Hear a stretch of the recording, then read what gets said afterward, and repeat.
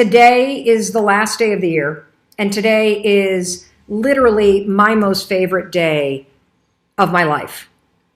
And here's why.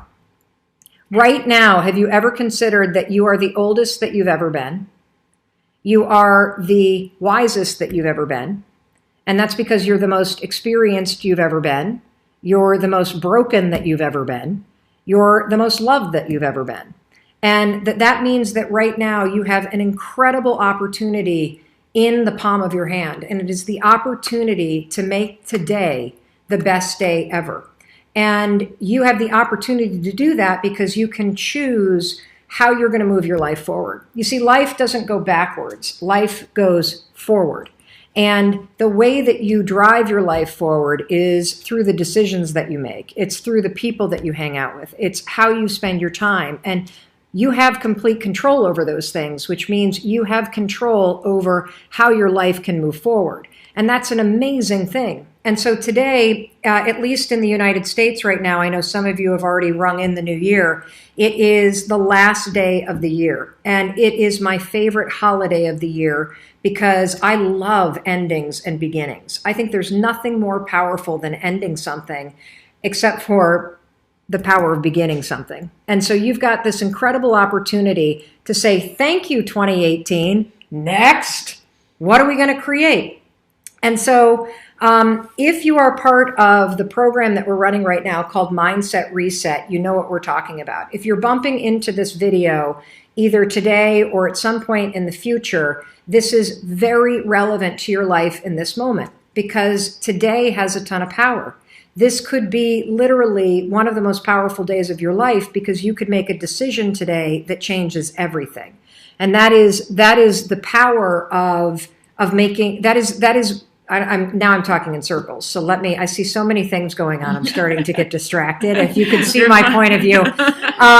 And so that's one of the coolest things about life, about being a human being, is that if you're watching this video, I want you to consider something.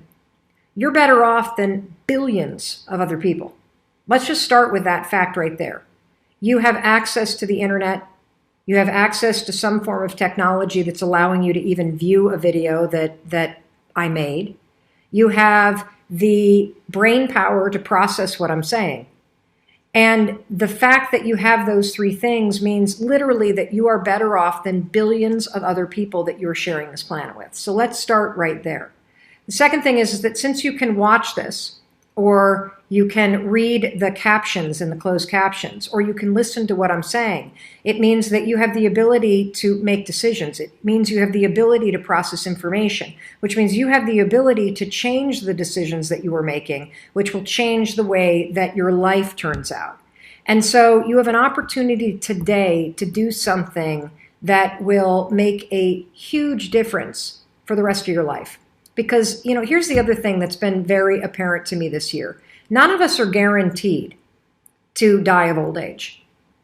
There are many of you that are watching that will either lose a loved one in 2019, or you might even end your own life, not on purpose, but through an accident or through disease or through something tragic that happens. You are not guaranteed a long life. And that is why it is so important that you wake the heck up and you start to take the time that you have very, very seriously. That you stop hanging out with people that bring you down. That you stop thinking things that you were trained to think from your past that drag you down.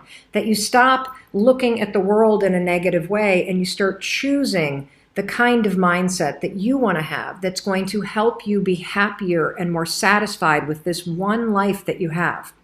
And so if I could implore you to do one thing today that will materially change the rest of your life, it is to make a decision to have a more positive mindset.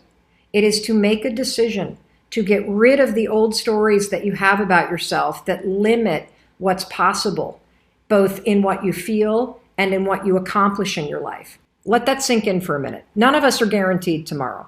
None of us are guaranteed next year. And you have the ability to make the most out of every day that you are given from this moment forward. And that's the gift of life, frankly, that you get to choose whether you want to suffer through it or whether or not you want to make the small changes to how you think and to who you hang out with and to what you're doing with your time so that you're actually happy.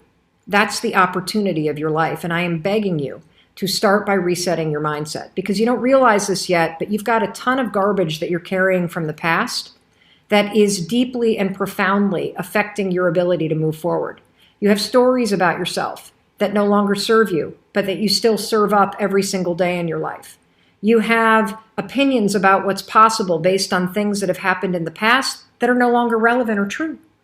And if you continue to think negative things, it's going to dramatically impact the quality of your life, whether or not you enjoy it and whether or not you actually make your dreams come true.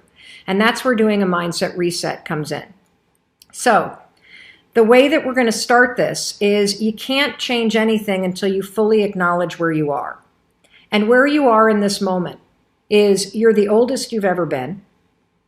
You're the smartest you've ever been because you're the most experienced that you've ever been. You are probably the most broken in some ways because you've experienced a lot of hurt and pain and failures. You're the most powerful because you've experienced the most hurt, the most pain, and the most failure. And you're the most loved. Even if you've faced rejection, the people that are surrounding you love you deeply. And when you start from that place and you have the compassion and you have the wisdom to check in and really identify the lessons that you've learned in 2018, you can say, thank you, 2018, next, and you can start from a place that's really powerful. Hey, it's Mel Robbins. I'll get you right back to that video, but first, you gotta know, I have a 3-part free training program. It's called The Reset. Seriously, it's free. I coach you. Amazing. If you're tired of having self-doubt hold you back, let Mel Robbins inspire and empower you. There's a workbook. It's incredible. The Reset. Write down this URL or hit pause and jump in because the link is in the caption below. All right, you in? Good. I can't wait to see you in The Reset. And now, back to the video. Do it anyway is a mindset trick that you can use when you start to feel excuses rolling up. It works a lot like the 5-second rule. So you have said to yourself, okay, I'm going to talk to my boss today about that thing that I've been avoiding talking to them about. Or maybe you've said something like, I'm going to go to the gym today or tomorrow or whatever. And then the moment comes where you've got to have that conversation. Or the moment comes where it's time to pack up your bag and leave your desk and go to the gym. And what always happens? You don't feel like it. I bet there are plenty of you watching that have made a commitment that, I'm not going to have a drink tonight. And then guess what happens when you get home? You don't feel like not drinking. You feel like having a drink. And so here's what do it anyway has done for me. The idea that I just do it anyway has pushed me to realize and to recognize that there are a lot of moments where there are things in my life that I really want to do, I need to do, I should do, but when the moment comes, I don't feel like it. And so I pull out this idea of, you know what, I'm just going to do it anyway. It's raining outside. I said I would go for a short run. I don't feel like it. I'm going to do it anyway. It's 6 o'clock in the morning. I'm tired. It's cold. I laid out my yoga clothes, but now I don't feel like it. What do? I do it anyway. When you start to say to yourself, I'm going to do it anyway, what happens is something really cool. You acknowledge that there are feelings that you have that are trying to swoop in and hijack you. You acknowledge them and you basically say, guess what? I'm going to do it anyway. So how do you make a big decision, right? So it's a decision that sounds like he's going to accept a new job, but it requires him to move to another state. And notice what he said. I want it, but I'm afraid. This is the perfect question for right now because you would actually use do it anyway. You see, the thing about the way to make decisions, this is my decision-making tool. I don't think we haven't covered it yet in this, but for those of you that have followed me for a while, you know that I have this decision-making tool. In fact, we talked about it in the journaling method. So in the journaling method, if you go back to videos 9, 10, and 11, and if you look at the journaling method that we talk to you about. And look, I want to tell you something. I'm not asking you to buy this. In fact, please don't buy the 5-second journal. We don't have any more in stock. They're sold out around the globe. We'll print more. Do not buy this. I'm not doing this training to ask you to buy anything. I'm showing you this because for those of you that don't have the journaling method in front of you, if you go to 5secondjournal.com, 5secondjournal.com, if you go to 5secondjournal.com, what you will find is a ton of free templates that will show you the journaling method for free. You don't ever have to buy that. I'm telling you not to buy it. I want to be very clear. The reason why we're doing these trainings is not to get you to buy something, okay? It's to help you learn how to reset your mind. So back to the question. The opening thing in the journal. Do I have one that's open here? Because then I can, well, I'll just open this one. The opening thing in the journal is a fuel gauge that has you tune in, and this is going to get to decision making, that has you tune in to how you're feeling energy-wise every morning. And so let me show you what that looks like in case you haven't seen those videos yet. So you see this little fuel gauge right here. Oh, can you see it on Instagram, Oak? Am I holding it up? Yeah, just like not that one. Yeah, there you go. Now Okay, you can see it really there you go.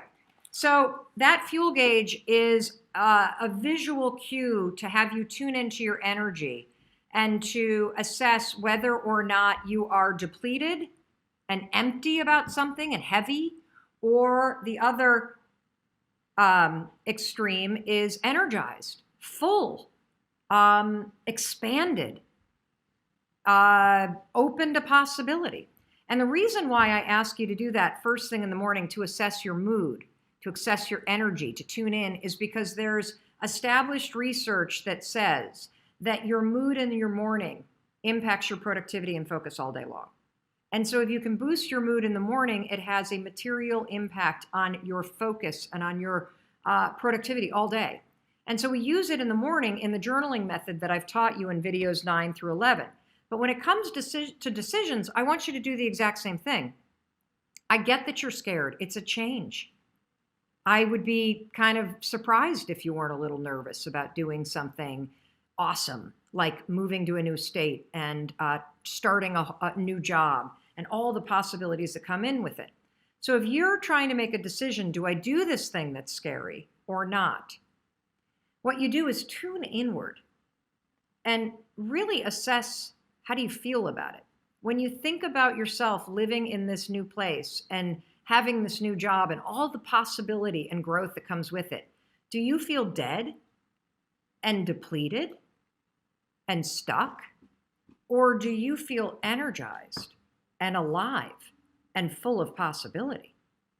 You see, if the decision is something that will expand your future, that will create possibility, that will make you grow, then it is 1,000% something that you must do.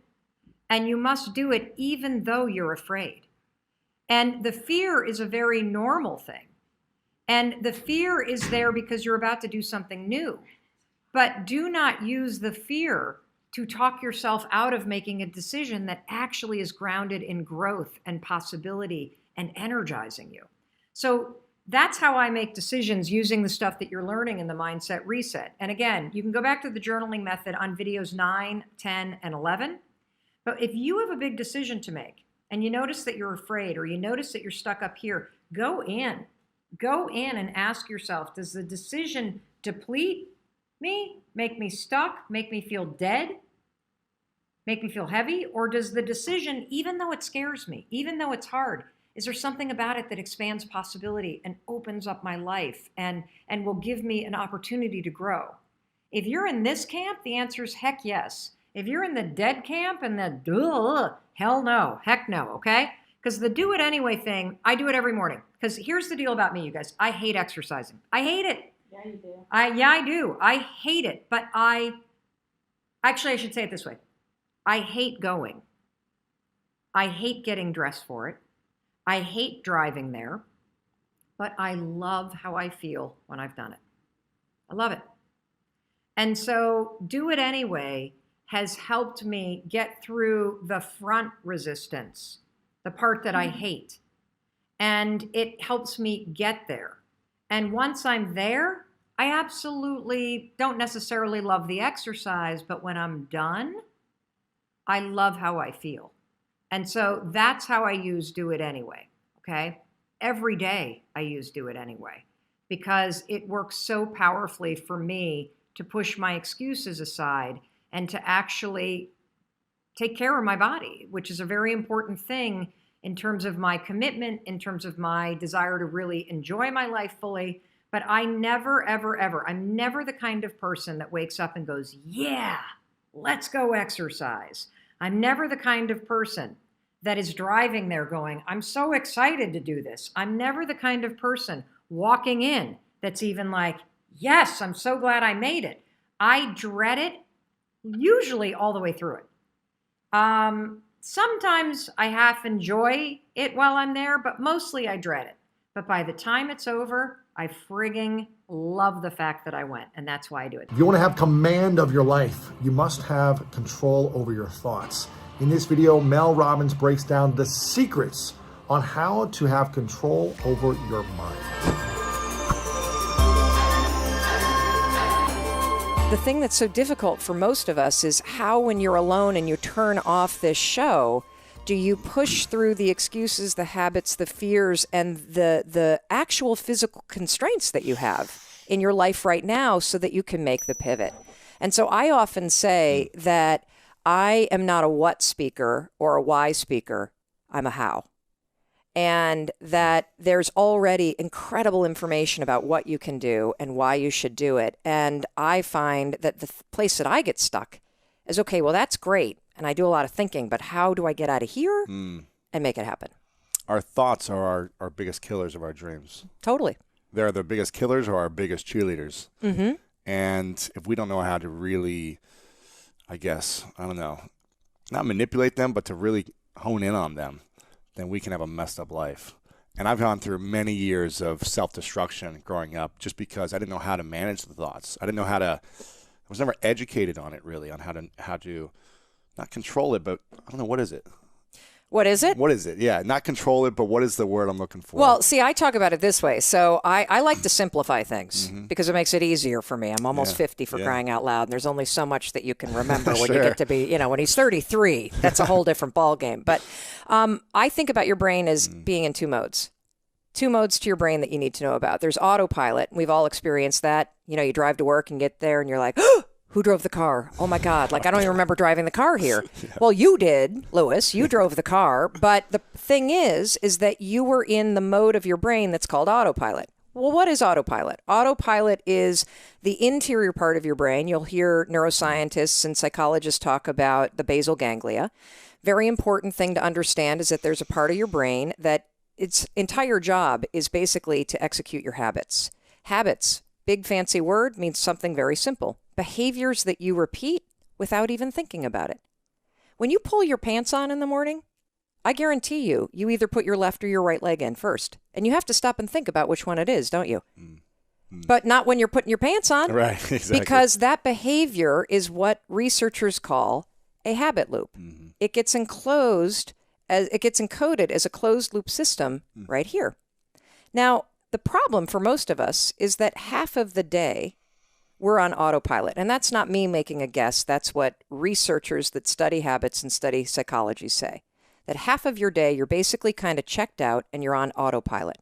And when you're checked out and you're on autopilot, any behavior pattern that you repeat can take over. And guess what are behavior patterns that we repeat?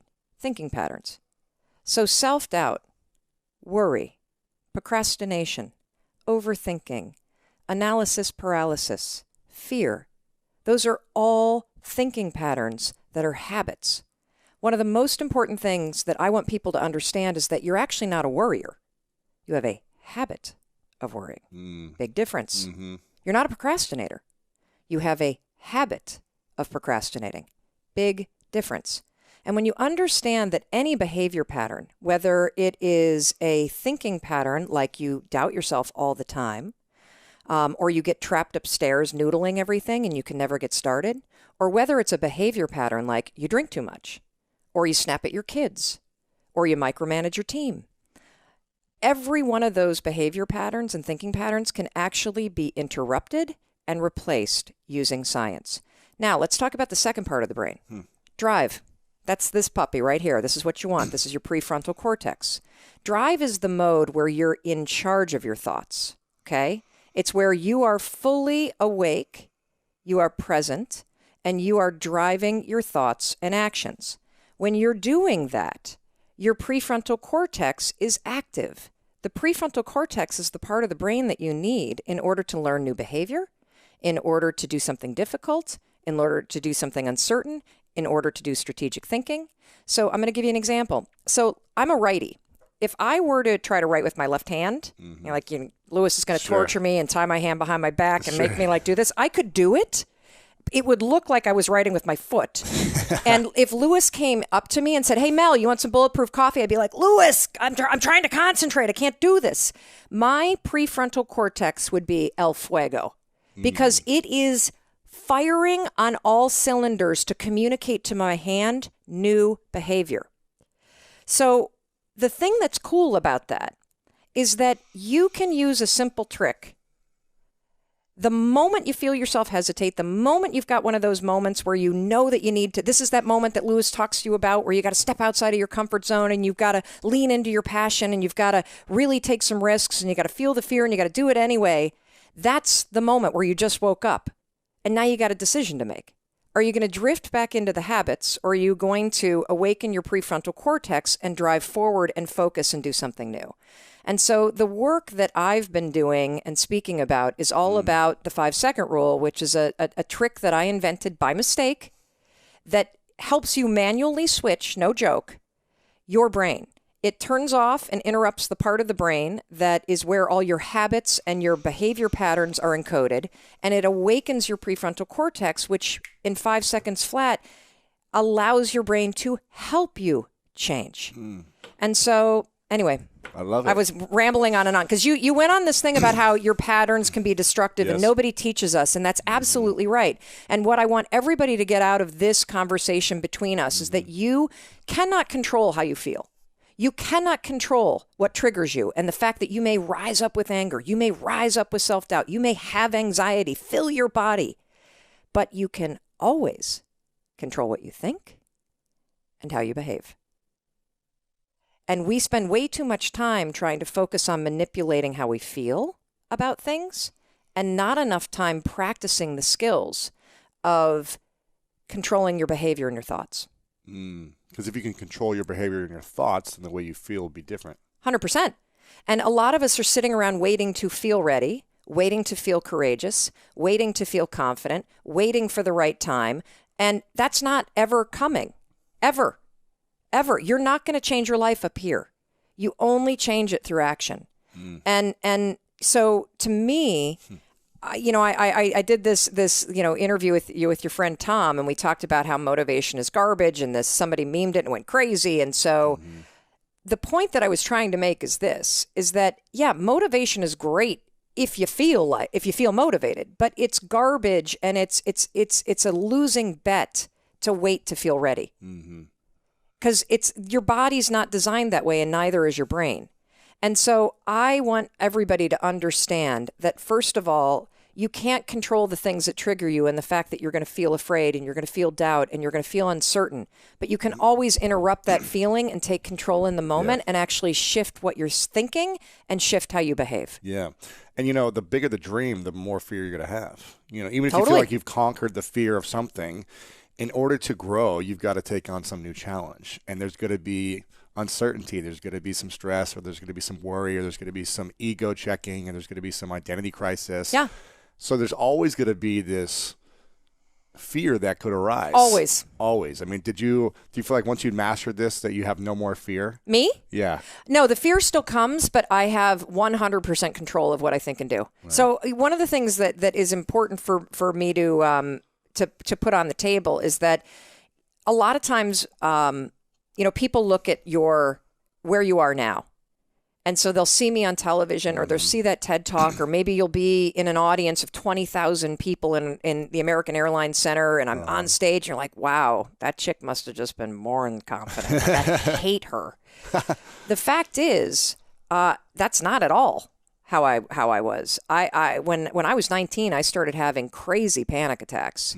And they got so bad that I took medication, and medication was a godsend for me. I took Zoloft for 2 decades. When I had our first daughter, who is now 17 years old, the postpartum depression was so bad that they put me on Ativan, which turns you into a zombie, and I could not be left alone with her. So when it comes to Wow. self-doubt and to how we can torture ourselves with our thoughts, boy, have I lived that nightmare. And as I started to use the 5-second rule, which we're going to get into, and everything about my life changed, because when people first learn the rule, what you're going to start doing is you're going to start using the rule to push yourself to do things that are annoying. You're going to push yourself to get up on time. You're going to push yourself to work on your business plan. You're going to push yourself to make calls that are scary. You're going to push yourself to get to the gym. You're going to push yourself to speak up more at work. You're going to push yourself to put the booze down. Behavioral. And then you're going to start to actually use it to change the thinking patterns that are self-sabotaging. So I, 4 years ago, wondered, as I started to see myself go from facing bankruptcy to building a figure business.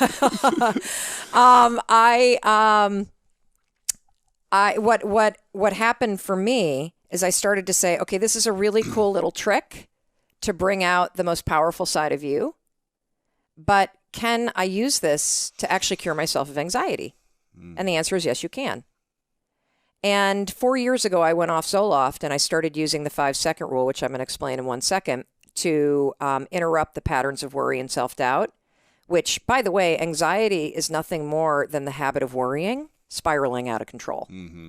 And body feelings triggering now the habit of obsessive worrying that turns into anxiety and then kind of escalates to panic. I started using the 5-second rule to interrupt my thoughts every time I would feel that kind of worry kick in. And because the prefrontal cortex is awakened when you use it, your mind is now ready to take on a totally different thought. It's a very different strategy than just trying to switch the channel on what you're thinking, because you're actually inserting the step that nobody talks about, which is switching the gears in your mind so that your mind can actually take and believe the thinking. But you're going to find a ton of videos about the science behind the journaling method I use, the science and research that's very recent about productivity. And today we're going to talk about my most favorite piece of research, and that comes from Harvard Business School, and it's called the Progress Principle. So I'm going to walk you through my journaling method. This is the one that I did today. Oh, you can't see it on Instagram. Hold on a second. There we go. And so today in my journal, first of all, we covered this yesterday, really important for you to start with assessing your mood. And the reason why we want you to assess your mood is because research proves that your mood first thing in the morning impacts your level of productivity, your sense of focus, and your happiness all day long. So super important as a mindfulness act to wake up and tune in and ask yourself, well, how am I feeling? Am I depleted or am I energized? In yesterday's video, I shared that I kind of circled this near the depleted end, the meh kind of end, because somebody had kept me awake in the hotel all night. Well, today I'm really good. And the reason why I'm really good, and this is probably too much information, is because I'd been kind of backed up after our holiday trip to Tanzania, if you know what I mean. And so yesterday, the train finally got moving again. And so I feel really good. I'm also home, so I can cook dinner for the family. And I was able to drop off my son and pick up my son. And that just makes me feel really, really good. To feel even more energized, I went to yoga class today. And so this is what we covered in yesterday's video, but I'm just showing you. These questions take 5 seconds. And if you learn how to tune in, to read your energy, and then to think of one thing you could do to boost it. By boosting your mood, you're going to boost your focus, you're going to boost your productivity, you're going to boost your sense of control. It's pretty amazing. This is the progress principle. This sucker right here has changed my life, and it helps me be a wildly successful woman. We're launching a brand new daytime talk show that's going to have a staff of 70 people, and it's 175 shows a year. My business partners, Mandy and Chris, and I run a media company in Boston. We have a project launching with Audible Originals on February 7th. We put out videos every single day on social media. We are engaging with more than 1 million people a day on social media. On top of that, we have a ton of, I'm delivering 47 speeches between now and the end of May, and I'm still married after 23 years, and my kids talk to me. So I think I'm doing pretty good. And part of it is because I've learned to leverage the progress principle. I don't try to get everything done. Every morning after I assess my mood, based on research from Harvard Business School, I leverage something called the progress principle. And this is what the progress principle states. The people that feel the most productive and the most satisfied with their work are people who make meaningful progress on something that matters to them. That's it. That's it. They're not the people that get 155,000 things done.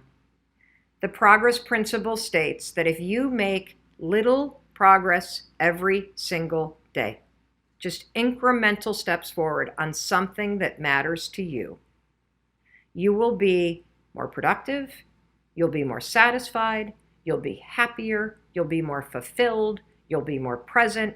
And I got to tell you, based on personal experience, this has been a game changer for me. So today, my top project, this is my top project. Brace yourself, because it's not that ground shaking. My top project today was simply to brain dump in one place all the loose things that I want to make sure are getting done in our company. That's it. All the projects that that's it. That was just the top project that popped into my mind. Then you're going to say, this project matters to me. Why? Well, it matters to me because it stresses me out when I feel like there are loose ends to things and when I feel like I don't know what's happening. And so I need to do this for me. What's one small action I can do to move forward? One small action, you want to see how incremental this is. The only action that I committed to taking today, based on the progress principle, was to carry my 5-second journal around so that I could use the other side to brain dump the things that I want to make sure that I'm capturing so I can go over this list with the team. That's it. That's it. And I've been brain dumping things as they come up. And there's not as many loose ends as I manifest in my head. But the good news is I'm making progress. I feel accomplished. I feel satisfied. And so will you. I often find myself procrastinating on working on my side hustle of making online content by keeping busy with cleaning. It gives me the illusion that I'm being productive. Yes. How do I stay on track? It reminds me of you with the furniture. Yes, I used to rearrange the furniture in my living room every week because it allowed me to distract myself from doing the real work that I needed to do, which was to create a side hustle so we could pay our bills. It became like a joke. So the thing about procrastination is it's triggered by stress. So your cleaning is being triggered by stress. And there's only one way to deal with this pattern. You have to interrupt it. So when you catch yourself cleaning next time, that's a moment of power because you're now present. You're like, oh my God, here I am cleaning again. Use the 5-second rule, 5, 4, 3, 2, 1 to switch gears in your brain and get control in the moment. And then I want you to just do one thing on your side hustle. That's it. Drop the cleaning stuff, walk over, send one email on your side hustle, write one paragraph of content, do one thing. And here's why. Here's why I want you to focus on doing one thing or working for 5 minutes. That's it. Set a timer for 5 minutes. I'm going to work on content for 5 minutes. We know based on the research that you're 80% of the time you're going to keep going past the 5 minutes, because the issue isn't that you don't know how to create content. The issue is that when you start to feel stressed out, you go to cleaning. It's a pattern that you've trained yourself to do. The only way to interrupt that pattern is to break it and insert a new one, okay? And let me just say something about procrastination and perfectionism, okay? Because how many of you struggle with being a perfectionist? Yep, I'm sure. The thing about those of you who are perfectionists is that it's not about being perfect. Perfectionism is really your attempt to be in control. And we're seeing a massive rise in the number of people that struggle with perfectionism. And I think it has to do with the fact that our culture is now so focused on performing from an early childhood, from how you do in school to being on the right club team, and then it's the travel team, and then it's the this team, and then it's recruiting for college, and the way that we parent our kids, and helicoptering and swooping down, and the pressure of college, and the pressure to achieve, and the concern that you're going to make a mistake. I mean, this has become a self-imposed epidemic.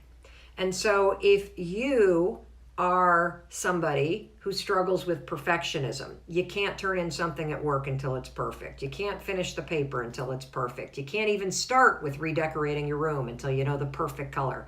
That this is really about control. You are uncomfortable just being in the flow. You're uncomfortable with the unknown.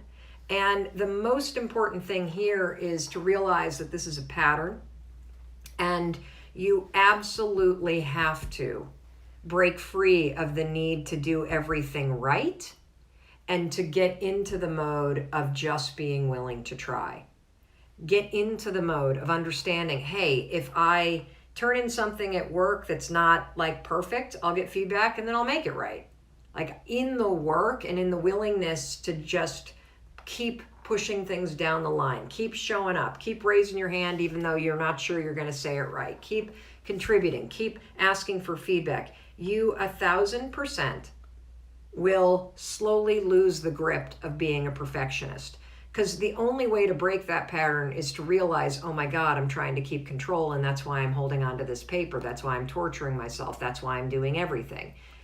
The magic is in the willingness to push things forward, to try, to get in the flow, to basically say, I'm just going to do my best. That's it. I'm not going to do it right. I'm going to just try. I'm going to do my best. And when I get feedback on how I can do it better, that's how I'm going to learn. I am a lifelong learner. I don't ever think I'm going to do anything perfect. This is not something I struggle with anymore, because I have broken this pattern in my mind and realized that all of the opportunity and magic comes from you being willing to put yourself out there when you're not perfect, being willing to do things and start things when you haven't figured it out, and understanding that when you get into the flow and into the conversation and into the live stream, that you can get into problem solving mode and you can figure it out. Well, it's important to recognize, because first of all, nobody is coming. I mean, if you've been sitting around waiting for somebody to discover you, to pick you, to save you, to rescue you, to give you your shot, it's not fucking happening. Like, at some point, you got to wake up and realize when you're 18 and you're out of that house, you have to parent yourself. Your life is your responsibility.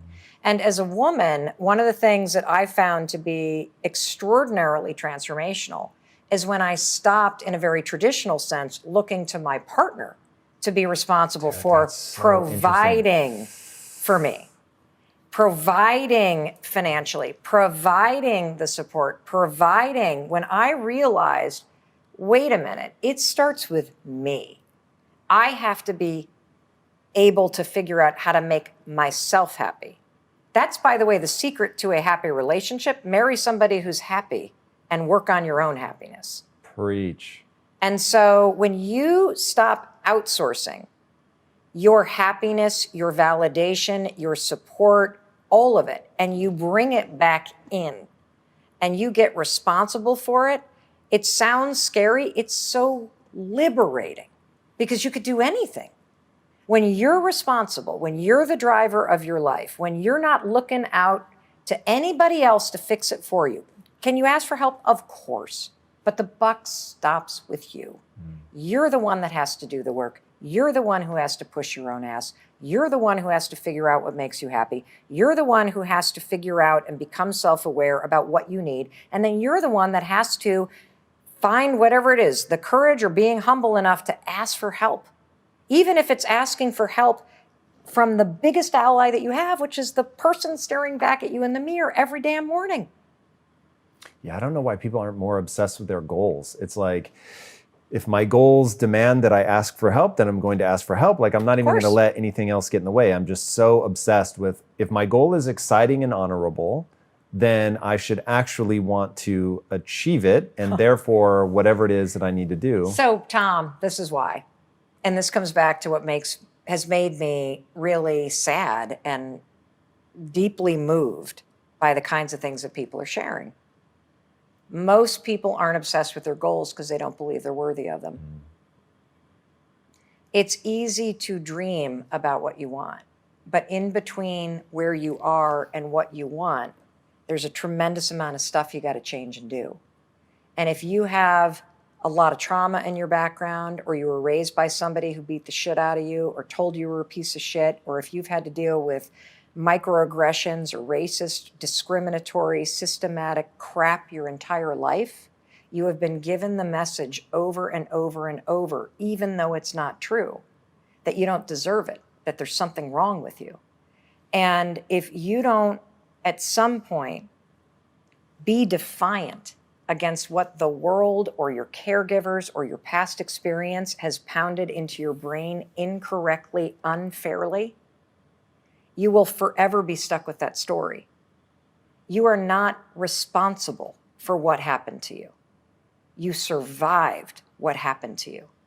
But you do have a responsibility to heal yourself and to do the work to change so that you can be the happy, fulfilled person that you were born to be. Yeah, that's really powerful because it's the only thing that works. And, thinking about so many people have just immense things that have happened that have been unfair. And as you said, they didn't do anything to deserve it. But now what? Now you're there, you've got the trauma, and no one can heal it for you. There's a name for it. I think it's called the pedestrian problem. It's like, imagine that you get hit by a car and the driver was drunk. And let's say that the driver was Bill Gates. And let's say that you win a settlement. But if the damage that happened to your body can't be fixed with all the money in the world, and you just have to do physical therapy, then it's like, even though it is unfair that you have to do the physical therapy, there is no amount of money that you can throw at it that will stop you from having to suffer to build yourself back up. And I think a lot of people either fall prey to trap number one, which is they don't think they're worthy, or they fall prey to trap number two, which is it's so unfair they just don't take action. Right. But they're nonetheless in the situation that they're in. And if the whole punchline to life is neurochemistry and feeling joyful and, being excited about who you are when you're by yourself, then it's like, well, you have to do the work, even if it isn't fair. And that to me, especially if it isn't. Why because especially? There's two kinds of prisons that you can sentence yourself to or be sentenced to, right? One is all the physical shit you're talking about, the circumstances of your life, the circumstances of your body, the circumstances that are unfair. And then there is the mental prison, and that's the one you're in control of. So people can do all kinds of shit to you, and you can be born into situations that are not fair, they're not safe, they're cruel, it's unfair, you didn't deserve it. But the real power that you always have is how you react to it mentally. I'm not saying put lipstick on a pig and ignore the very real problems you're facing. I'm saying it begins with your mental attitude about your own ability to face it and to survive it and to move past it. That's what I'm saying.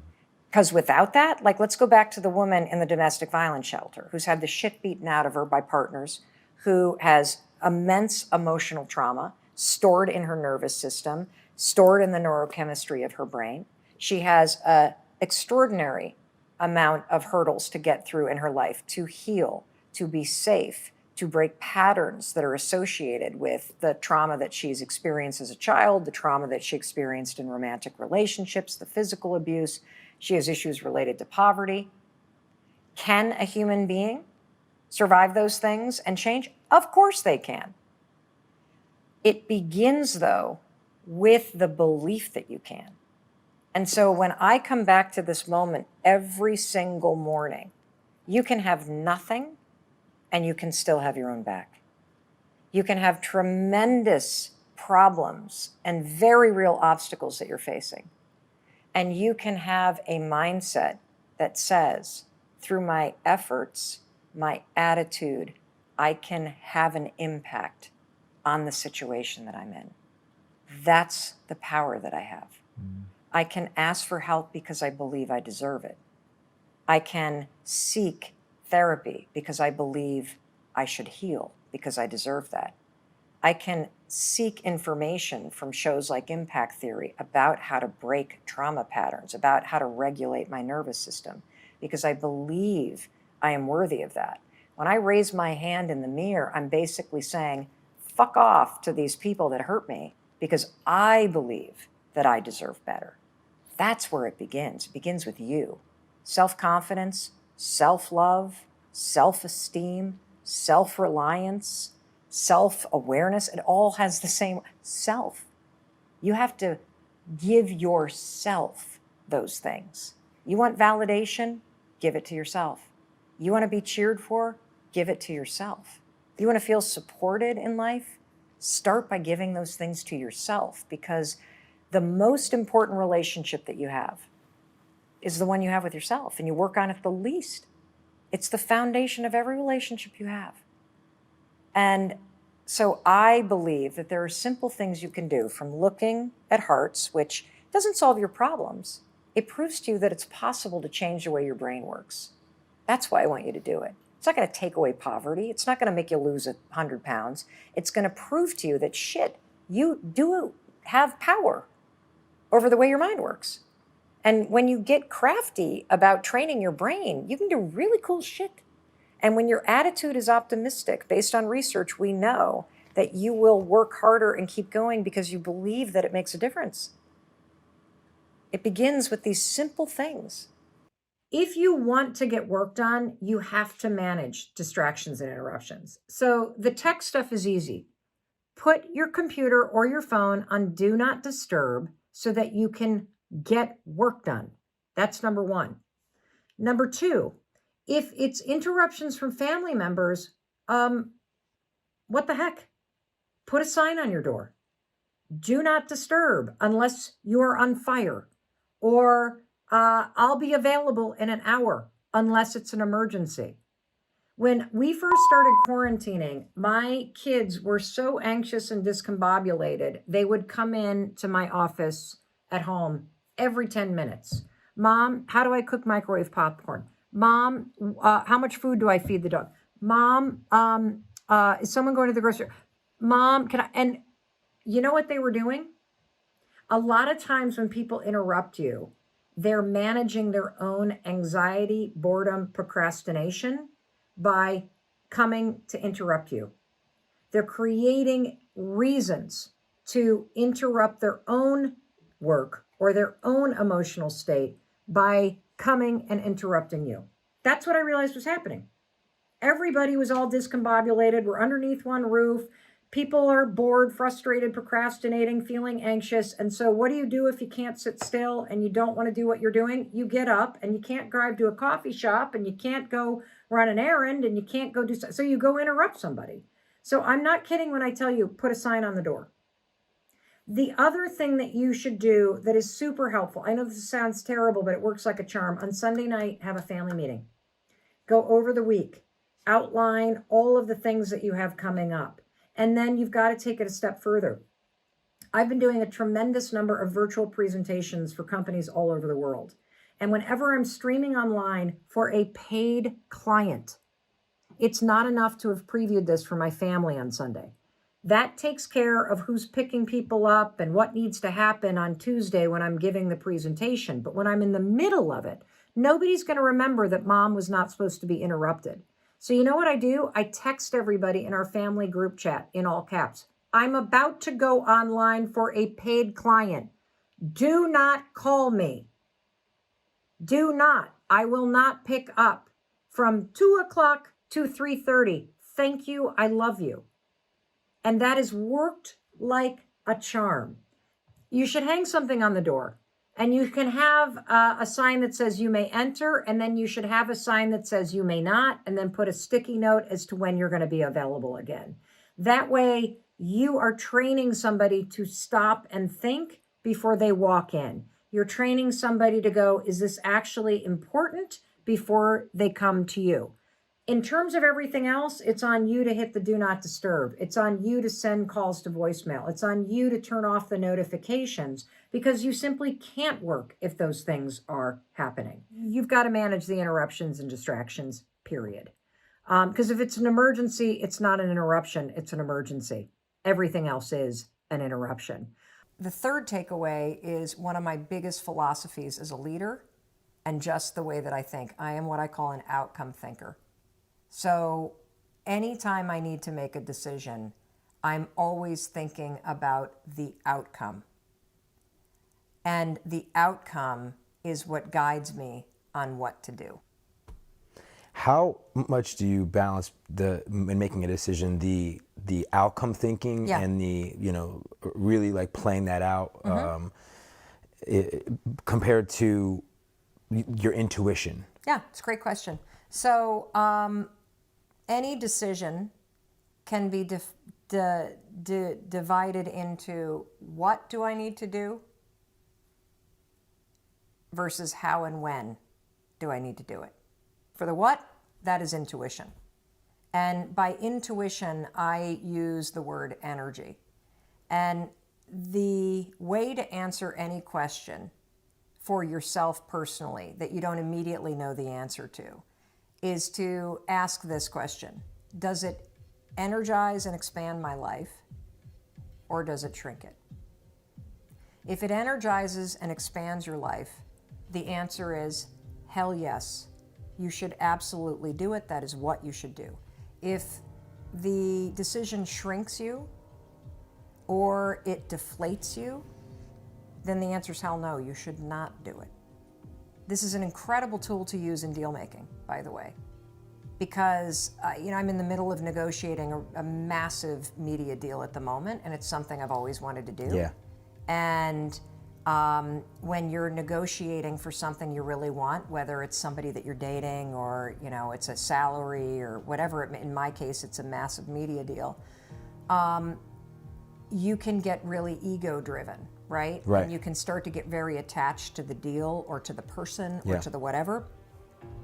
But you have to stop and ask yourself, is this deal or this person actually expanding and energizing me? Or are there aspects of it that deplete and shrink me? And if there's any aspect of it that depletes and shrinks, you either have to change that aspect of the deal or the relationship structure, or you have to say no. Period. Right. If you decide that, it energizes me and I really want to do it, then that's what you want. Next, you've got to think about the outcome, which is how and when you make it happen. Right. As many of you know, I struggle with ADD and anxiety and mild dyslexia. I've got a whole casserole of neurological stuff going on over here. But I've been recently getting a ton of questions about ADD, and so I wanted to address them. Stephanie, for example, wrote, Mel, I've heard in a couple of your videos that you have ADD. When did you become aware of it? What are the positive effects? In what ways has it held you back? And what are strategies that you use to cope with it? Stephanie, thank you for asking. So when did I become aware that I had ADD? Believe it or not, I'm 49 years old. I only became aware of it 2 years ago. When I was 47 years old, I was diagnosed with ADD. And here's a funny story. I remember right after I was diagnosed, my 10-year-old son, he had a pediatrician appointment, and ironically, we were going through all this testing for ADHD for him. And when the test came back positive that Oakley has ADHD, I kind of smiled and said to our pediatrician, well, I know who he gets it from, Mark. I was just diagnosed with ADD. And he looked at me and said, Mel, you were just diagnosed? What do you mean? I said, yeah, I just found out like a month ago. He looked at me dead in the eye, you guys, and he said, I've known you for 16 years. You are textbook for having ADD. And I looked back at him and I'm like, Mark, why the hell didn't you tell me? And he said, because I'm not your doctor. And I assumed you were already being treated. When I was diagnosed, it was a bit of a surprise because I don't know about you, but when I heard the term ADD, what came to mind for me was a 8-year-old little boy who can't sit still in his chair in school. I didn't really know that ADD is something that affects girls and also affects women. Now, when I dug into the research on ADD, you might be surprised to learn that ADD, ADHD, it affects men and women in equal numbers. There's a whole group of psychiatrists and psychologists who have been studying ADD, and they have discovered that there is a lost generation of women just like me. So if you happen to be a woman and you feel disorganized or forgetful or easily distracted or scattered, guess what? You might actually have ADD, and you should probably go talk to your doctor about it. Now, I'm not a doctor, so I can't diagnose you. I can just share with you what my experience is. You see, I assumed if you're 47 years old and you're smart and you're successful, there's no way in hell you have ADD, right? Actually, yes, you can be smart and successful and still struggle with ADD just like I do. For a very long time, the American Psychiatric Association defined the standards for ADD based on how it manifested in little boys. And when girls have ADD and ADHD, it looks really different. They're not bouncing around in their chair, they're daydreaming. They're having a hard time following instructions, and they're really disorganized. And what happens is a lot of girls go undiagnosed, and then that spirals into anxiety and depression. Why? Well, because if you have ADD and you're not successful with treating it, or you don't have strategies to cope with it, you tend to start to beat yourself up. You tend to start to make yourself wrong for being so disorganized. You tend to start to feel a little hopeless over your ability to get things done. And that spirals. And that's exactly what happened for me. You see, I was diagnosed with anxiety when I was 21 years old. Boom, right there in that lost generation of women. We missed the diagnosis of ADD in me. Instead, it turned into anxiety and depression, and that became the primary thing that I struggled with. Now, meanwhile, the ADD was underneath there untreated the entire time. When I got diagnosed at the age of 47 with ADD, it was so surprising and so empowering because I finally had a way to explain something about the way that my mind works that made a hell of a lot of sense. I also found the compassion that I needed for myself so that I could stop beating myself up and actually just accept the fact that I have a neurological condition that makes me disorganized, forgetful, easily distracted, and sometimes scattered. Now, what are the positive effects? Well, I have a lot more humanity for myself, and I laugh at myself when I walk in the kitchen and see that the faucet is still running because I forgot to turn it off, instead of making myself wrong. What ways has it held me back? I think it's the source of my anxiety that I suffered with for a very long time. There are plenty of projects that I was never able to finish in college or law school or in jobs. What are the strategies that I use to cope with it? Well, number one, you gotta go see a professional. So having a doctor to talk to about ADD has been extraordinarily helpful in understanding the way that my mind works and the strategies that I should be using in order to set myself up for success. Get yourself educated after you talk to a professional. So I love Ned Hollowell's book, Driven to Distraction. I love John Rady's book about Spark and the connection between exercise and ADD and depression and anxiety. So get yourself educated. I take Adderall, not every day,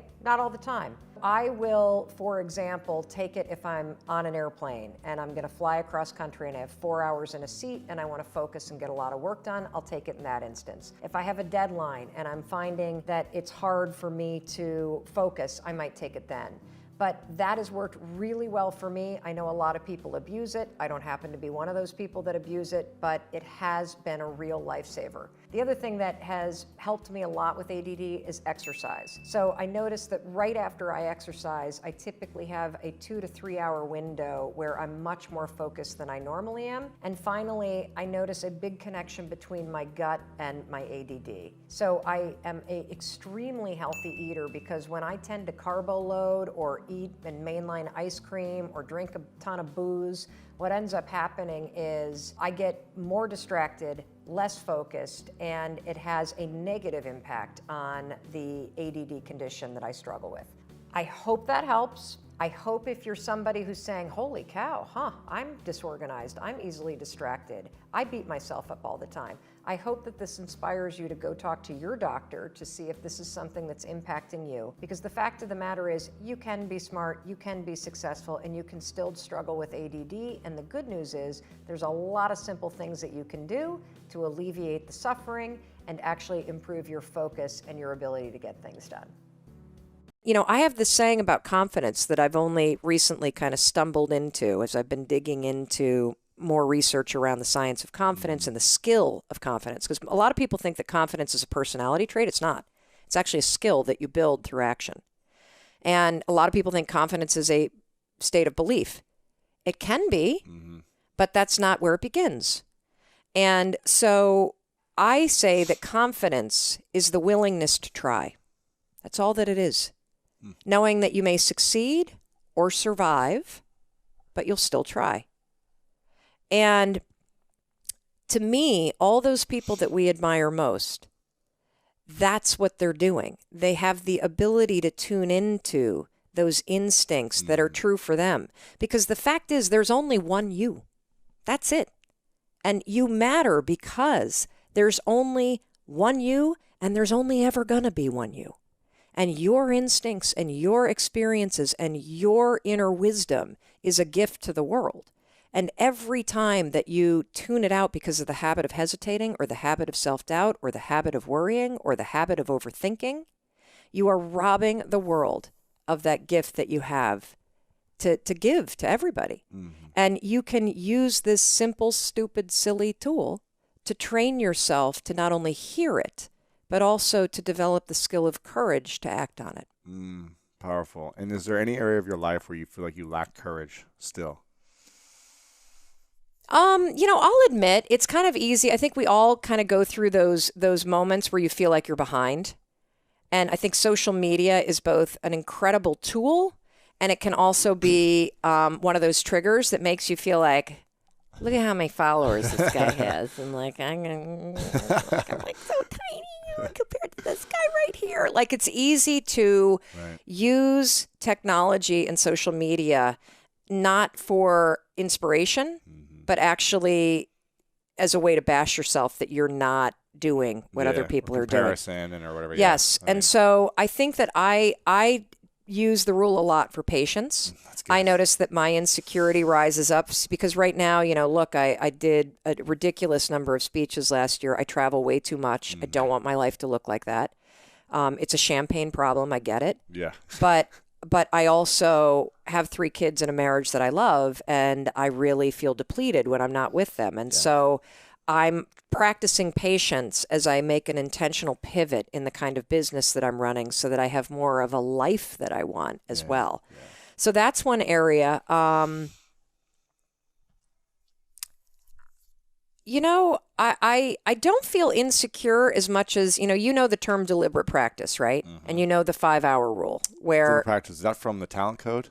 Well, the deliberate practice is actually a psychological principle. I think it was in a book called The Talent Code, but yeah. Oh, yeah? Okay. Yeah. Well, it's a psychological principle that, and you know the 10,000-hour rule. I mean, deliberate practice is in sports. Yes. So deliberate practice is this idea that, you could do 10,000 hours at anything and become an expert at it, but the way to do it faster is to do deliberate practice, which means you're practicing with the intention of improving, and there's a feedback loop. Yeah. So you do 2,000 hours as opposed to 10,000. Correct. Right. Like, for example, if you want to become an expert at guitar, learn scales.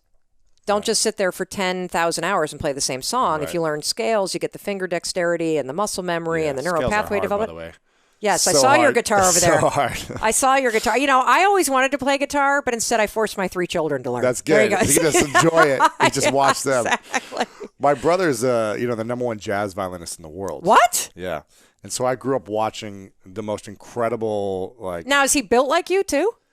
He used to be even, more jacked. They used to call him the Incredible Hulk of violin because he was just wow, snap the thing in half as he would. He would, slam it like Jimi Hendrix style, yeah. But now he's leaned up a bunch, actually, and so he's incredible. So I used to just be all awestruck by his gifts, and it was unbelievable, his skill. And so I learned guitar. I taught myself when I was 18 just because I was like, I have to know something, in terms of music. Cool. I can barely, I'm like a hack, but Yeah. at least I can do something. Yeah. So yeah. So I'm kind of in this mode of improving myself, and I'll give you one more thing that I'm working on. So I kind of think about my life and my work in 3 buckets. So we got this bucket here, we got this bucket, and we got this bucket. And so when you think about your business, or you think about your passion, or you think about work, I think about, okay, what do I need to do in terms of how much time and what actions do I need to take in order to develop the skills so that I can perform the work? Mm-hmm. So there's the deliberate practice that goes into practicing your skill and your mastery. And your competency mastery, so that when it comes time to actually deliver the work, whether that's selling or standing on a stage or writing a book or talking to people or selling real estate or whatever it is that may be your passion, deliver. This is the one I neglected last year. This bucket is, what are you doing to personally develop yourself so that you are the most capable, fulfilled, and satisfied human being, so that when you show up to do your competency and your skills and the delivery, that you as the human being are able to do that. Yeah. And so I've been spending a lot more time consuming content, reading books, watching, your incredible show, and learning from other people. And I think that one of the traps that we entrepreneurs get into is I was feeling last year anyway, like I was on a treadmill, and when I wasn't looking, somebody was coming by and turning up the speed. Sure. And I was only in this alley. And increasing the hills, whatever. Yes. And so, and if you're my age, you need like a diaper when somebody does that. You're on a treadmill and a leash to keep you attached to it. Exactly. So I've been focusing a lot on this, and it's been interesting because you and I were talking earlier too about you going to India and some of the stuff that you learned in terms of the different states to be in. And I use one where I pay attention to where I'm feeling depleted versus where I'm energized. And here's the thing. You can be doing things that are really hard that energize you. You can be doing things that are really scary that energize you. The same is true with things that deplete you. There are things in your life that are really easy for you. There are people that you hang out with, by the way, that you've been hanging out with for years, but they deplete you. And so I've been starting to become more deliberate about how I distance myself from things that deplete me, and how I spend more time and energy either doing or pushing myself to do those things that actually energize me. And this gets back to your message around passion, right? And that, the art and the skill of building a life that is guided by the things that you're passionate about. Yeah. Hey, it's Mel. Thank you so much for checking this video out. And if you like this one, I have a feeling you're going to like this one too. I'll see you there.